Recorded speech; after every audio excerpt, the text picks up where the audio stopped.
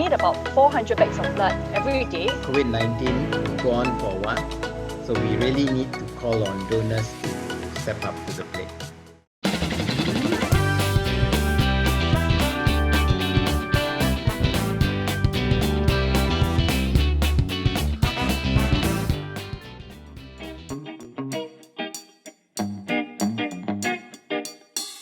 Some donors are not aware that blood donation is an essential service and that our blood banks are still open. So with the rollout of safe distancing measures during this time, right, both in the workplace and in the public areas, attendance at our blood banks have begun to dip. So many of our organizational partners are also on work from home arrangements for their staff and members. Blood stocks can dip as much as 20% across all blood types during festive period. The COVID-19 outbreak coming so close to Chinese New Year that caused quite a significant dip in the blood collection. So we actually encourage our donors to donate blood before the long weekend or before the festivities begin to boost our blood stock level.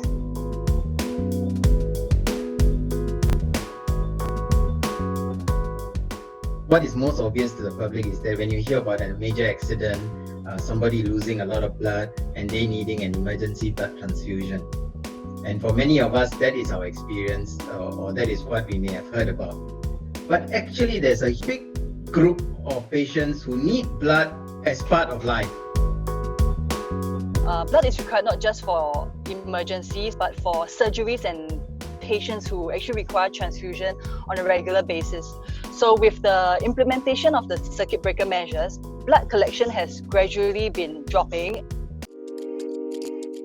Society ages, the pool of healthy people, the pool of people who are able to donate blood will decrease. Young people as a percentage of the population has also reduced. And therefore we need healthy people to come forward, take a stand to say that blood donation is a national priority. While we always welcome first-time donors, we always hope that they become regular donors, and for us that is critical.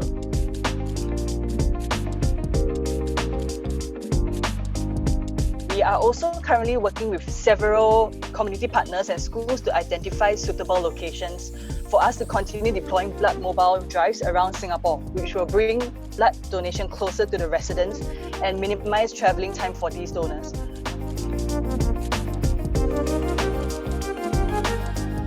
The process actually takes about 45 minutes to an hour.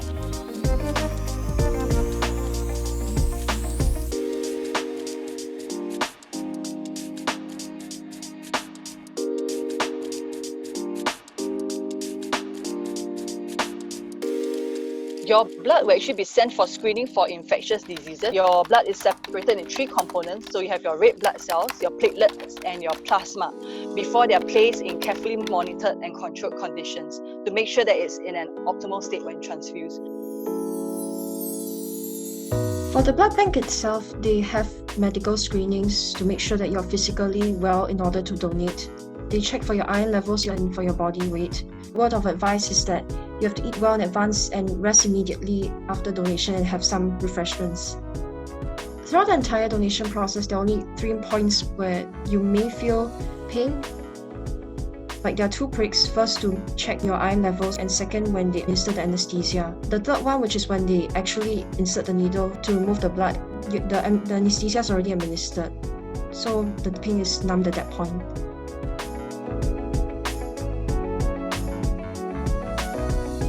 Often when we work with an organization, they think in terms of a blood mobile. That means they say, okay, on such and such a day, we will do a blood mobile in this company, in my premises, which is good. We also want to encourage organizations is that moving beyond that, to encourage your members, your staff, your employees to continue donating blood over and above the blood mobile day.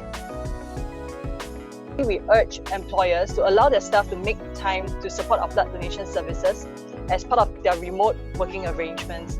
Because many companies have 3 days a year or what you can go and do some volunteer work. If the companies can say that blood donation would be included as part of that definition of volunteer work, I think that would be good. Blood donation is one key area where we can reflect that common humanity the common kindness to each other. It's very important that people see blood donation as a national priority. Shout out to people who are healthy, who are able to come forward to donate blood. Special shout out to those people who have rare blood, negative blood, to come forward because they are always in short supply and they are really precious.